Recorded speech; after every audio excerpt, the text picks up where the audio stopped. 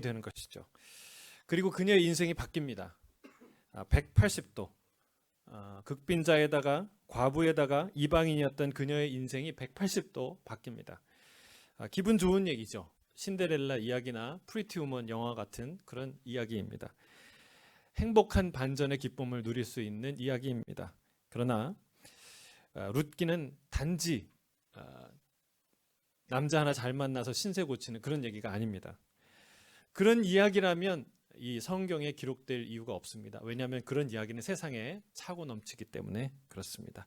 이 이야기는 룻기가 감동적인 이유는 이 룻기 이 밑바닥에 굽이쳐 흐르는 하나님의 은혜가 있기 때문에 그렇습니다. 저는 이 이야기를 통해서 이 말씀을 통해서 저와 여러분도 하나님의 은혜를 만나게 되기를 주의 이름 축복합니다. 룻이요 어려운 상황에 낙심하지 않았어요. 비록 참 어려운 상황이었지만 주저앉아 있지 않았습니다. 일어나서 일터로 갔습니다. 말이 좋아 일터지 그냥 이삭 줍는 일이었어요. 밭 주인이 귀찮다고 하면 쫓겨날 수밖에 없는 그런 처지였어요. 그러나 그 일 귀찮게 생각하지 않고 주눅들지 않고 주저앉아 있지 않고 적극적으로 부지런히 일합니다.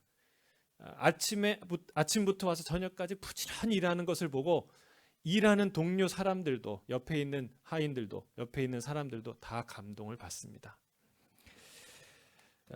이 룻이 일어나서 일하러 나갔던 그 하찮은 일이지만 끝까지 성실하게 일할 수 있었던 이유가 무엇일까요? 그것은 이 룻이 하나님의 은혜를 믿었기 때문이고 하나님의 은혜를 기대했기 때문입니다.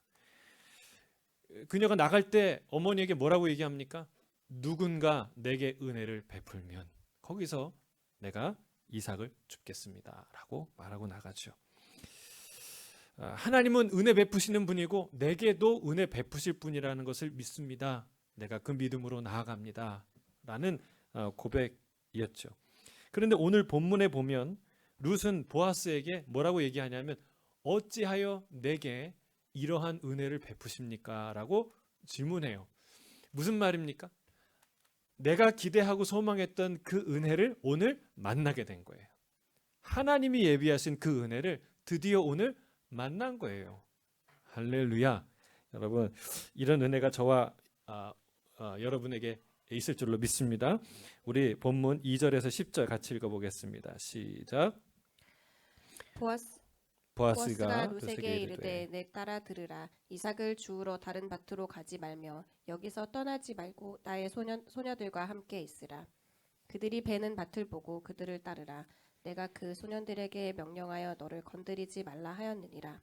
목이 마르거든 그릇에 가서 소년들이 길어온 것을 마실지니라 하는지라. 룻이 엎드려 얼굴을 땅에 대고 절하며 그에게 이르되 나는 이방 여인이거늘 당신이 어찌하여 내게 은혜를 베푸시며 나를 돌보시나이까 하니. 세상에는 두 종류의 사람이 있습니다. 첫째는 은혜를 아는 사람이요, 둘째는 하나님의 은혜를 알지 못하는 사람이에요. 어느 목사님의 책에 이런 표현이 있었던 것을 읽은 적이 있습니다. 세상에서 가장 불쌍한 쥐는 누굴까요? 어떤 쥐일까요? 요셉의 창고에서 굶어 죽은 쥐가 세상에서 가장 불쌍한 쥐래요. 그리고 세상에서 가장 불쌍한 물고기는 어떤 물고기일까요? 태평양 한가운데서 목말라 죽은 물고기. 그게 세상에서 가장 불쌍한 물고기래요. 생각해 보세요. 애굽의 국무총리였던 이 요셉은요, 한 사람이 아니라 한 나라를 쥐락펴락했던 사람이에요. 7년 풍년 이후에 7년 흉년이 시작되자마자 사람들이 자기의 은금 재산 토지까지 다 들고 와서 살려달라고 애걸복걸했던 그때예요. 여러분 요셉의 창고에 식량이 모자랐겠습니까? 아니죠. 차고 넘쳤겠죠. 근데 그 요셉의 창고에서 굶어 죽은 쥐가 있다면 얼마나 불쌍한 쥐냐는 거예요. 다른 쥐는 그러니까 잡혀서 죽는 거 말고 다른 창고에 있는 쥐가 죽는 건 상관없어요. 근데 어떻게 거기서 죽냐는 거예요. 여러분 입만 벌리면 무한한 물을 누릴 수 있는 태평양 한가운데서 그 물을 못 마셔서 죽는다. 목말라서 죽는다. 숨을 쉬지 못해 죽는 물고기가 있다. 그러면 어떻게 돼요? 불쌍한 물고기라는 사실입니다. 이것이 은혜를 아는 자와 은혜를 모르는 자의 차이라는 것이죠. 하나님의 은혜를 아는 자는 받아 누리지만 알지 못하는 자는 그 풍요함 가운데, 풍성한 가운데에서 여전히 빈곤하며 목마르며 굶어 죽거나 숨이 막혀 죽는다는 것이죠. 사랑하는 성도 여러분, 하나님의 은혜를 알아야 합니다. 하나님의 은혜를 알게 되길 바랍니다. 그 안에 숨쉬는 하나님의 백성이 되기를 주의 이름으로 축복합니다. 그렇지 않으면 그분의 풍요함 속에서 굶주려 죽게 되는 참 어처구니 없는 끔찍한 사건이 벌어진다는 것이죠. 성경은 말합니다. 우리 하나님은 은혜의 하나님이십니다. 따르겠습니다. 하나님은 은혜의 하나님이십니다. 여러분 이걸 꼭 알아야 돼요. 우리의 삶은요 하나님의 은혜로 가득 차 있어요. 아멘 몇 사람 들리는데 여러분 진짜 우리의 삶은 하나님의 은혜로 가득 차 있어요. 한 가지 예를 들어볼까요? 농부가 참 어려워요. 그렇죠? 아침부터 저녁까지 또 1년 내내 농사를 짓고 열심히 땀 흘려서 뭐를 얻어요? 열매를 얻어요. 그것으로 먹고 또 나머지는 나가서 그걸 팔죠. 그래서 부를 얻고 살게 되죠. 그 모든 것은 오직 농부의 수고와 땀의 열매라고 생각합니다. 맞습니다. 열심히 일한 노동의 정당한 대가죠. 하지만 그 과정 자체가 하나님의 은혜로 가득 차 있다는 걸 아세요? 조금만 생각해 보면 알 수 있어요. 여러분 농사를 짓고 싶어도 땅이 없다면 어떡하겠어요? 농사를 짓고 싶은데 씨 자체가 없다면 어떡하겠어요? 물론 돈 내고 땅 주인한테 렌트비 내고 땅 빌려서 농사 지을 수 있고 내가 시장에서 돈 주고 씨앗 사와서 뿌려갖고 농사 짓습니다. 이렇게 말할 수 있죠. 그러나 생각해 보세요. 땅 자체의 원주인이신 씨앗을 고안하고 만들어주신 하나님에게 로얄티를 지불하거나 땅값을 지불하는 농부는 아무도 없어요. 여러분 씨앗만 생각해 보세요. 씨앗은요 과거에서 온 선물이 아니라 미래에서 온 선물이에요.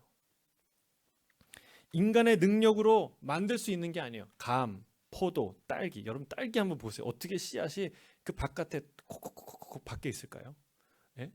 근데 그게 떨어지지 않을까요? 그렇게 맛이 있을까요? 여러분 그런 인간이 만든 것 중에 그런 새로운 종류의 과일이나 열매를 만든 게 있습니까? 아니죠.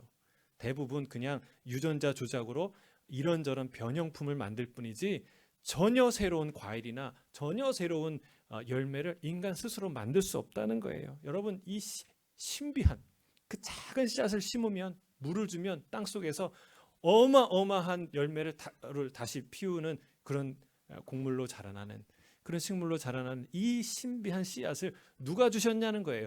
거기에 로열티를 하나님께 드리고 사냐는 거예요. 아니죠. 그렇지 않습니다. 또 농사의 결정적인 게 뭐예요? 날씨죠. 일조량이나 강우량은 농사를 좌우합니다. 농부가 아무리 애를 써서 농사를 져도 비가 조금 덜 오거나 더 많이 오면 그 해 농사는 망칩니다. 일조량도 마찬가지예요. 하지만 그 어느 것도 그 누구도 그 값을 지불하지 않습니다. 바람, 태양, 구름, 비 이것은 모든 이에게 값없이 무한히 공급받는 하나님의 은혜인 줄로 믿습니다. 여러분 그것뿐만 아니에요. 농사 지을 때 여러분 다 지어서 농사 잘 졌어요. 끝냈어요. 열매 많이 거뒀어요. 근데 사기꾼 도매업자를 만나요. 그럼 망하는 거예요. 그리고 또 농사 열매를 좋은 열매 많이 거뒀어요. 근데 그 해에 따라 너무 풍작이 돼서 너무 많은 사람들이 그걸 재배했어. 그러면은 그게 시쳇말로 똥값이 되죠. 망하는 거예요.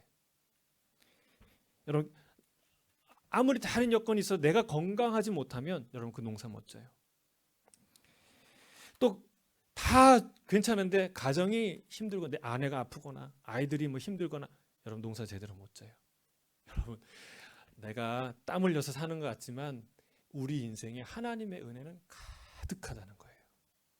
가득해요. 그래서 세상은요 잘 만들어진 놀이동산 같아요. 에버랜드 같은 그리고 뭐죠 디즈니랜드 같은 인생랜드 잘 만들어진 그런 놀이동산 같아요. 그 안에서 마음껏 우리가 자유롭게 그 은혜 아래서 뛰노는 거예요.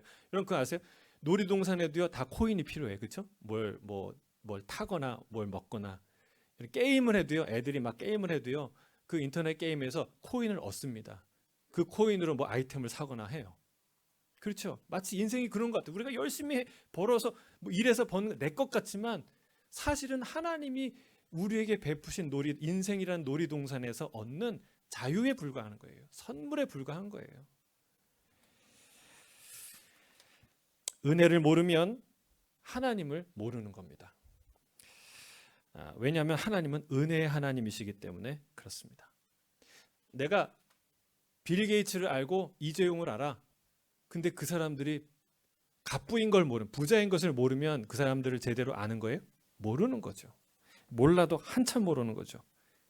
여러분, 하나님을 아는데 하나님이 은혜의 하나님이라는 것을 머리로만 안다면, 실제로 알지 못한다면 그것은 하나님을 몰라도 한참 모르는 것입니다. 그럴 수가 있냐? 그럴 수가 있어요. 달란트 비유가 그거예요. 달란트 비유에서 한 달란트 받은 자가 뭐라고 얘기합니까? 왜 나가서 일하지 않고 그걸 숨겨뒀다고 얘기해요? 당신은 마음이 굳은 사람이라 심지 않은 데서 거두고 해치지 않은 데서 거두는 사람이기 때문에 내가 나가서 이거 다 까먹으면 당신한테 쫓겨날까 봐 겁이 나서 그렇게 하지 못했습니다. 듣는 주인 기분 나쁜 얘기죠, 사실은. 뭐라고 그러겠습니까? 뭐라고 얘기합니까? 그래? 네가 진짜 그렇게 나를 알았어? 그러면 가서 안전한 은행에 맡겨서 이자라도 받게 했어야 되는 거 아니야? 여러분, 너무나 맞는 얘기죠. 사랑하는 성도 여러분, 우리가 왜 풍요하고 풍성한 하나님의 은혜 가운데서, 그런 인생 가운데 왜 우리가 움츠려 삽니까? 왜 원망하며 살고 왜 퍽퍽하게 삽니까? 여러분, 하나님의 은혜를 몰라서 그래요. 그러니까 해치지 않은 데서 거두고 심지 않은 데서 거두는 사람이라는 건 뭐예요? 그 군대 가면 이런 고참이 있어요. 500원 주면서 1000원짜리 담배 사오라고. 그리고 300원 남겨오라고. 예, 그런 사람, 그런 욕심스러운 고약한 사람을 이끌어서 그 말을 하는데 하나님이 그런 사람이라고 생각했다는 거예요. 한 달란트 받은 사람이. 한 달란트가 어마어마한 돈입니다. 그런 재산을, 그런 은혜를 받았음에도 불구하고 그렇다는 거예요. 이렇게 신앙생활하는 자는 요셉의 창고에서 굶어 죽은 쥐와 같고 태평양에서 목말라 죽은 물고기와 같다는 거예요. 하나님은 우리에게 은혜 베푸시길 원하십니다. 우리가 은혜 받기를 간절히 원하는 것 그 이상으로 은혜 주기를 원하시는 분이 하나님이에요. 왜요? 하나님은 소유와 능력에 있어서 무한한 분이시고, 그리고 사랑과 자비에 있어서 끝이 없는 분이기 때문에 그렇습니다. 여러분, 부모가 자녀에게 막 주고 싶잖아요. 주는데 잘 안 받고 싫어한다 그러면 막 마음에 상처받잖아요, 오히려. 그렇죠? 더 주고 싶은데. 그게 하나님 마음이라는 거예요. 인간도 그런 마음이 있는데 하나님은 얼마나 그 마음이 크겠습니까? 여러분, 우리가 은혜 받고 싶은 마음보다 하나님이 은혜 주고 싶은 마음이 훨씬 더 크다는 사실을 알아야 합니다. 여러분, 은혜 아는 자는 세 가지 특징이 있어요. 첫째는 겸손합니다. 내 것이 아니라 하나님으로부터 받은 것임을 알기 때문에 겸손해요. 둘째는 감사합니다. 내게 없었던 것, 내가 가질 수 없었던 것을 가질 수 있게 되었기 때문에 감사한 거예요. 셋째는 절망하지 않습니다. 값없이 누릴 수 있는 은혜의 보고를 발견했기 때문에 절망하지 않아요. 여러분, 샘을 발견한 사람은 목마를 거 두려워하지 않죠. 그러나 이게 버틀로 된 그 물은 아무리 여러 병을 우리가 얻어도 이거 다 끝나면은 이제 목마르겠구나 생각하죠. 그러나 샘물을 발견한 사람은 목마를 염려하지 않습니다. 절망하지 않습니다. 다시 나갈 용기를 얻죠.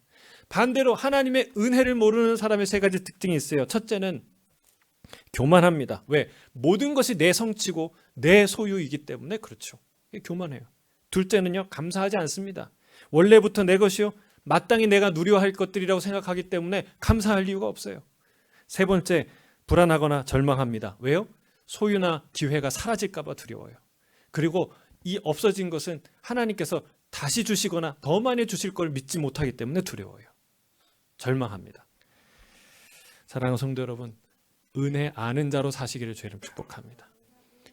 은혜 속에 은혜 구하는, 날마다 하나님께 은혜 구하는 자로 사시기를 주님 축복합니다. 자, 룻이 보아스를 만나고 인생이 바뀝니다. 이걸 보면 무슨 생각이 드세요? 보통 이런 생각이 들죠. 사람 잘 만나야 되겠다.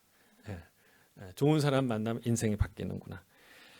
근데 사실은요, 보아스 같은 사람 만나기 쉬울까요? 어려울까요? 쉽다고요? 어렵습니다. 객관적으로 어려워요. 보아스는요, 굉장히 가문이 좋은 가문이에요. 명문가예요. 뒤에서 보겠지만 또 젠틀하고 배려심이 많고 마음이 따뜻한 사람이에요. 보잘것없는 낮은 사람에게도 정말 친구처럼 따뜻하게 대하는 그런 사람이에요. 게다가 부자예요. 돈이 많아요. 유력한 사람이에요. 게다가 신앙도 좋아요. 하나님을 신뢰해요. 교회에서 어디 이런 신랑 없나 찾는 사람 많죠. 그래서 혼기를 이제 놓치는 사람 많죠. 여러분, 이런 사람 만나기가 쉽지 않습니다. 물론 우리가 아무나 결혼할 수는 없죠. 최대한 성경적인 기준을 가지고 이런 긍정적인 이 기대를 가지고 사람을 찾아야 되겠죠. 그러나 우리가 오늘 주목해야 되는 것은 이 보아스의 외적 혹은 내적 그 기준들이 조건이 아닙니다. 누구는 보아스보다 객관적으로 더 좋은 사람을 만났음에도 불구하고 불행하게 사는 사람이 있고, 그리고 객관적으로 보아스보다 덜한 부족한 사람을 만나도 더 행복한 인생을 살 수 있기 때문에 그렇습니다. 우리가 주목해야 될 것은 뭐냐? 보아스라는 한 인물을 통해서 하나님이 룻에게 은혜를 경험케 하신다는 거예요. 보아스라는 인물을 통해서 하나님의 은혜를 전달합니다. 그러니까 보아스가 하나님의 은혜를 전달하는 통로가 되었다는 사실이에요. 룻은 하나님께 은혜를 구했지만 보아스에게 은혜를 받습니다. 보아스는 룻과 나오미에게 은혜를 주고자 하는 하나님의 통로가 됩니다. 오늘 본문에 나오는 보아스의 작은 배려들, 세심하고 따뜻한 그 배려는 다 누구의 배려입니까? 물론 보아스 자체의 배려죠. 사랑이죠. 그러나 궁극적으로 누구로부터 오는 은혜냐는 거예요. 누가 주고 싶은 은혜냐는 거예요. 누가 룻에게 밥 먹이고 싶고, 누가 나오미의 삶에 잃어버린 그 쓴맛 같은 인생의 기쁨을, 희락을, 그 이름대로, 나오미의 이름대로 희락과 기쁨을 주고 싶냐는 거예요. 누구예요? 하나님입니다. 보아스가 아니라 하나님이에요. 이 하나님의 은혜는 하나님의 사람들의 작은 말과 행동을 통해서 구체화된다는 사실을 우리가 기억해야 돼요. 보아스가 하나님으로부터 특별한 지시 받은 것이 아니라는 거죠. 하나님이 특별한 지시 하지 않으셨어요. 그러나 그 보아스의 따뜻한 배려와 행동의 말로 어마어마한 축복이, 하나님의 뜻이 룻에게 나오미의 인생에 성취됩니다. 내가 흘려보낸 작은 물질, 누군가에게 베푼 작은 배려가 정확하게 하나님이 그에게 하고자 하는, 베풀고자 하는 하나님의 은혜가 된다는 사실. 이게 너무나 놀랍지 않습니까? 생각할수록 놀라워요. 나는 그저 밥 한 끼, 밥 한 그릇 사준 것인데 그게 하나님이 그에게 진짜 하고 싶었던 일이에요. 여러분, 신나는 일 아닙니까? 내가 작은 위로의 말을 건넨 것뿐인데 그 말이 하나님이 그에게 주고자 한 말이에요. 그 말을 들은 사람은 이 룻처럼 위로가 되고 슬픔이 기쁨으로 변하는 그런 놀라운 변화와 생명의 역사가 그 안에서 일어난다는 사실입니다. 사랑하는 성도 여러분, 하나님은 하나님의 사람과 이렇게 동역하기를 기뻐하십니다. 저는 저와 여러분이 일평생 이렇게 쓰임받게 되기를 주의 이름으로 축복합니다. 하나님의 은혜의 통로로 나를 사용하여 주옵소서. 보아스를 사용하신 것처럼. 자, 보아스라는 이름이요, 사실은 하나님을 가리키는 이름이에요. 물론 이 보아스 후대지만 솔로몬 성전을 지을 때 성전 앞에 두 기둥이 있어요. 하나는 야긴, 하나는 보아스예요. 큰 기둥이에요. 근데 그 기둥, 야긴은 뭐예요? 그가 세우신다. 보아스는 무슨 뜻이에요? 예? 능력이 그에게 있다. 할렐루야. 여러분, 우리가 예배하러 갈 때 이 두 가지 믿음이 있어야 돼요. 무너진 것 같지만 그가 다시 세울 것이다. 나는 연약하지만 그에게 능력이 있다. 여러분, 이게 하나님이에요. 하나님을 일컫는 이름이에요. 그래서 여러분, 하나님의 은혜는 보아스처럼 다가온다는 사실. 오늘 보아스가 룻에게 다가간 것처럼 하나님의 은혜는, 보아스는, 그분의 능력은 보아스처럼 우리에게 다가온다라는 사실을 우리가 볼 수 있어요. 보아스는요, 첫 마디부터 따뜻합니다. 뭐라고 얘기합니까? 내 딸아라고 얘기를 해요. 내 딸아. 이 말을 통해서 알 수 있는 것은 이 보아스가 젊은 총각은 아니고 나이가 지긋이 든 노총각이었음을 알 수 있습니다.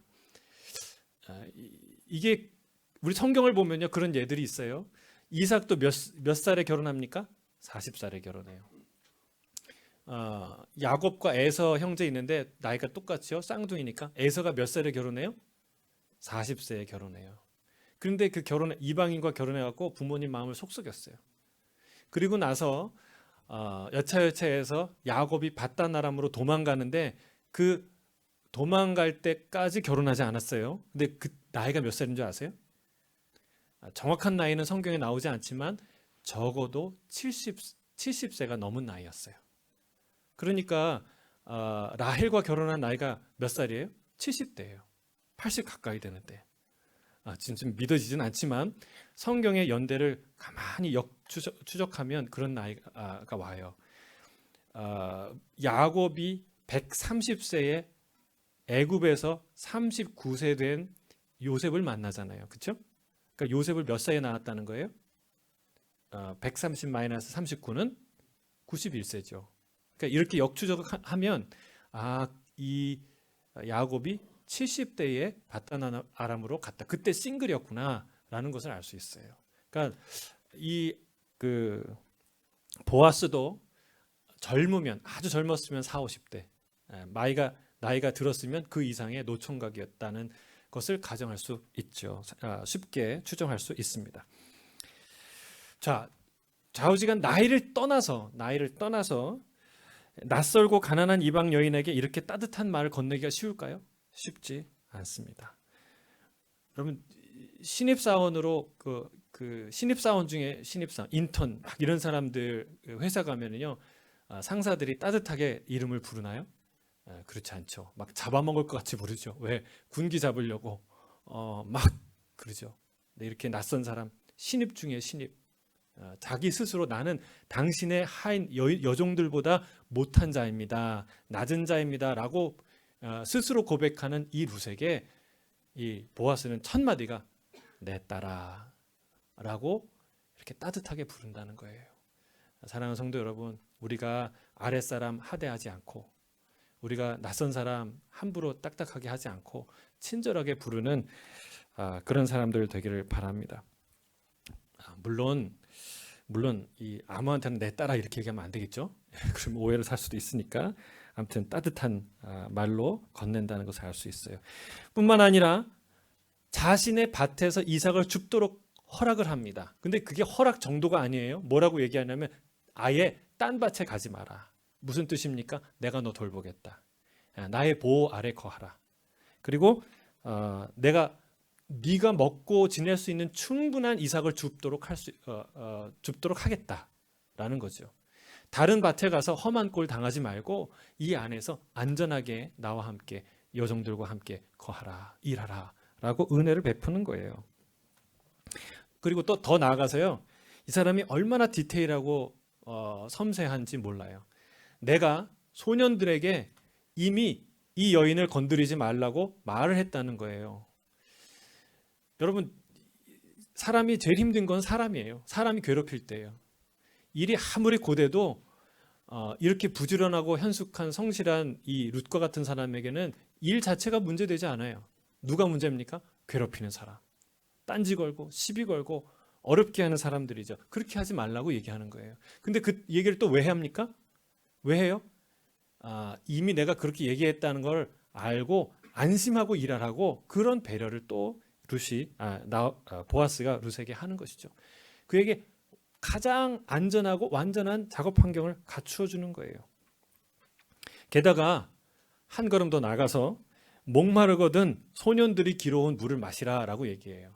얼마나 이게 따뜻하고 배려 있는 말인지 몰라요. 여러분, 낯선 사람이요, 남의 냉장고 문 잘 열 수 있을까요? 남의 집에 놀러 갔는데 물론 아무런 생각 없이 팍팍팍 여는 사람도 있어요. 근데 보통 생각이 있거나 좀 이렇게 특별히 소심하거나 이렇게 조금 이렇게 마음의 상처와 어려움들이 있는 사람은 그렇게 하지 않습니다. 근데 그 사람의 마음을 배려하는 거예요. 냉장고 문 마음대로 열어도 돼. 너 와서 힘들면 잠깐 쉬고 물 마셔도 돼. 이렇게 작은 디테일한 부분까지 챙기는 이 따뜻함을 볼 수 있습니다. 자, 이 보아스의 행동을 말을 보면 어떤 느낌이 드세요? 넘친다는 생각이 들지 않으세요? 넘친다. 사랑과 배려와 은혜가 넘친다. 여러분, 바로 이게 은혜의 개념이에요. 은혜는 돈 주고 사는 것이 아니에요. 대가를 치르고 얻는 것이 아니라 거저 얻는 것인데 넘치는 거예요. 풍성한 거예요. 차고 넘치는 것. 이게 은혜입니다. 여러분, 이것이 바로 우리가 받은 하나님의 은혜인 줄 믿습니다. 구원의 은혜인 줄 믿습니다. 매일 얻는 하나님의 사랑인 줄 믿습니다. 여러분, 보아스를 통해 보여주는 거예요. 하나님 우리를 어떻게 대하는지, 하나님의 은혜가 무엇인지 보여주는 거예요. 그런데 보아스의 은혜는 또 거기에 멈추지 않아요. 룻이 이방 여인인 내게 어찌 이런 은혜를 베풉니까? 라고 질문하는 그 질문에 보아스는 축복으로 화답합니다. 우리 본문 11절 12절이에요. 같이 읽겠습니다. 11절 시작. 보아스가 그에게 대답하여 이르되 내 남편이 죽은 후로 내가 시어머니에게 행한 모든 것과 내 부모와 고국을 떠나 전에 알지 못하던 백성에게로 온 일이 내게 분명히 알려졌느니라. 여호와께서 내가 행한 일에 보답하시기를 원하며 이스라엘의 하나님 여호와께서 그의 날개 아래에 보호를 받으러 온 내게 온전한 상 주시기를 원하노라 하는지라. 아멘. 놀라운 거는 보아스가 이미 룻에 대해서 알고 있었다는 거예요. 이미 그 사정을 들어서 알고 있어요. 남편이 죽었지만 그러나 늙은 시어머니를 버리지 않고 끝까지 봉양하고 섬겼던 것. 그리고 자신의 부모와 가족과 그 나라를 민족을 버리고 고국을 떠나서 낯선 베들레헴에 온 것을 내가 들었고 분명히 알고 있다라고 얘기하죠. 여러분, 누군가 나의 사정을 알아주는 건 참 고마운 일이에요. 왜요? 관심의 표현이기 때문에. 그렇죠. 근데 거기서 또 멈추지 않아요. 축복의 말을 건네는데 이렇게 얘기합니다. 하나님께서 내가 행한 일을 보답해 주시기를 원하며 이스라엘의 하나님 여호와께서 그의 날개, 하나님의 날개 아래 보호받기를 원하고 찾아온 너에게 온전한 상을 주시길 원한다. 야, 정말 여러분, 진짜 보아스는 멋진 사람이에요. 이런 축복의 말을 평소에 그러니까 노래 일발 장전하듯이 평소에 이런 축복의 말과 마음을 가지고 있었던 거예요. 저는 저와 여러분의 마음에 이런 축복의 마음이 있기를 저희를 축복합니다. 얼마나 멋진 이방 여인 룻에게 이보다 더 큰 위로와 기쁨을 주는 말이 있었겠습니까? 근데 이 낯선 이방 여인인 룻에게 보아스가 이렇게 친절하게 대할 만한 이유가 있었어요. 물론 하나님을 사랑하는 그 마음에서 나온 사랑과 배려죠. 그러나 자신의 과거와 깊은 연관이 있는 상황이라는 것을 우리가 알 수 있어요. 보아스는 유대 지파의 유력한 집안의 아들이었지만 사실은 어머니가 누구예요? 여리고성 여인, 이방 여인 기생 라합이었어요. 이 룻기의 가장 뒷부분에 그 족보가 나오는데 거기에는 어머니 이름이 나오지 않아요? 근데 마태복음 1장 5절에 예수님의 족보를 기록하는데 거기에 이 자신의 보아스의 아버지 살몬과 어머니의 이름이 분명하게 기록이 됩니다. 우리 마태복음 1장 5절 한번 읽어볼까요? 1장 5절 시작. 살몬은 라합에게서 보아스를 낳고 보아스는 룰색에서 오벳을 낳고 오벳은 이새를 낳고. 자, 유다 지파의 유력 가문 출신인 살몬이 여리고성의 기생 라합, 그 여인과 결혼해서 낳은 아들이 보아스였어요. 그러니까 살몬의 아버지는 누구냐? 출애굽 이후에 광야 생활하는데 각 12지파가요 거대한 군대처럼 군단처럼 이 그 진을 이루고 살았는데 각각 그 진의 길을 들고 앞장서 가는 대표 리더들이 있었어요. 근데 그 대표 리더가 유다 지파가 그 진 중에 가장 앞이었거든요. 근데 유다 지파의 군대 장관이 누구였는가? 누가 그를 이끌어갔는가? 이 살몬의 아버지 암미나답이 그 일을 했어요. 그러니까 유다 지파의 유력 가문 중에서도 유력한 자가 바로 이 보아스였다는 거예요. 또 라합은요 비록 이방인이었지만 또 천한 기생이었지만 그러나 담대한 믿음의 여인이었어요. 그가 이 목숨을 걸고 그 정탐꾼들을 숨겨주죠. 그리고 정탐꾼들에게 했던 말은요 결정적인 하나님의 표적이 됩니다. 우리가 모든 사람들이 하나님이 행하신 너희가 출애굽하고 전쟁에서 승리한 그 모든 이야기를 들었는데 우리의 마음이 간담이 다 녹았다 라는 이야기를 하는데 이것은 결정적인 여리고를 우리에게 주셨다는 결정적인 하나님의 사인이 됩니다. 그리고 히브리서 11장 31절에도 이 라합은 위대한 믿음의 여인으로 기록되는 것이죠. 비록 라합이 이방인이었고 또 기생이었지만 여러분 그가 그 여리고성을 그 정복하는 데 있어서 쌓은 기여한 공적 그리고 이스라엘 누구에게도 없었던 이 담대한 믿음의 고백 이런 것으로 보아서 이스라엘에서 누구도 무시하지 못할 그런 여인이었음을 우리가 알 수 있어요. 어떤 사람은요 이 보아스가 기생 라합의 어머니를 둬서 그 상처와 아픔 때문에 그 이 여인을 이렇게 잘 대해줬다 이렇게 말하는 사람도 있어요. 근데 저는 그렇게 생각하지 않아요. 여러분 어떻게 이방인 기생 출신의 여자가 이 유대 지파의 최고의 가문의 아들과 결혼할 수 있을까요? 이 사람들의 존경과 사랑을 받지 않으면 불가능한 일이에요. 저는 이 라합의 평소에 이 담대한 믿음, 이방인이었지만 하나님을 경외하는 이 믿음 속에서 자라난 보아스가 이런 넉넉한 마음, 이방인들에 대한 환대하는 마음을 갖게 되었다고 믿습니다. 어머니 라합 자신이 이스라엘의 하나님 여호와의 날개 아래 보호를 받으러 온 믿음의 여인이었다는 사실입니다. 그렇기 때문에 룻이 그 부모와 백성을 떠나 온 심정, 그 심정을 누구보다 잘 알고 있었던 것이 보아스였다는 사실이에요. 그래서 이 보아스의 말을 듣고 룻이 감격합니다. 자신에게 조금만 친절해도 감사할 상황인데 그 정도가 아니라 그는 룻의 모든 아픈 과거 그리고 이 땅에 오기까지의 그 결단의 마음 이것을 다 아는 것 같이 헤아리는 그런 위로와 축복의 말을 건넸다는 거죠. 그러니 이 룻이 얼마나 이 마음속으로부터 감격의 눈물이 차오르겠어요. 우리 13절을 같이 읽어볼까요? 룻이 이렇게 고백합니다. 13절 시작. 룻이 이르되 내 주여 내가 당신께 은혜 입기를 원하나이다. 나는 당신의 하녀 중에 하녀와도 같지 못하오나 당신이 이 하녀를 위로하시고 마음을 기쁘게 하는 말씀을 하셨나이다 하니라. 아멘. 그러면 이 말로 천냥빛을 갚는다는 말이 있어요. 그렇죠?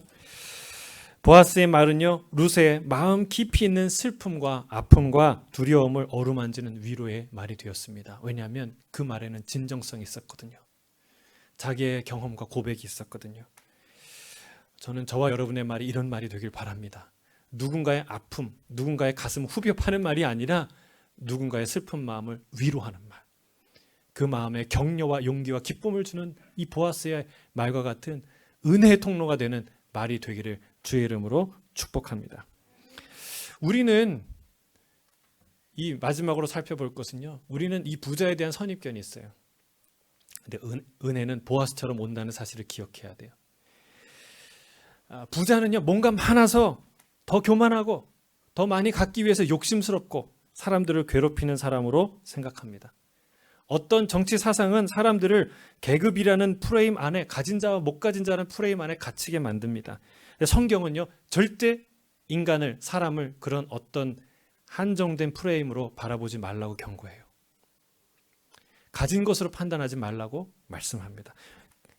여기를 보세요. 왜 그게 중요하냐면 우리가 세상을 바라보는 그 눈 방식으로 하나님을 이해하기 때문에 그래요.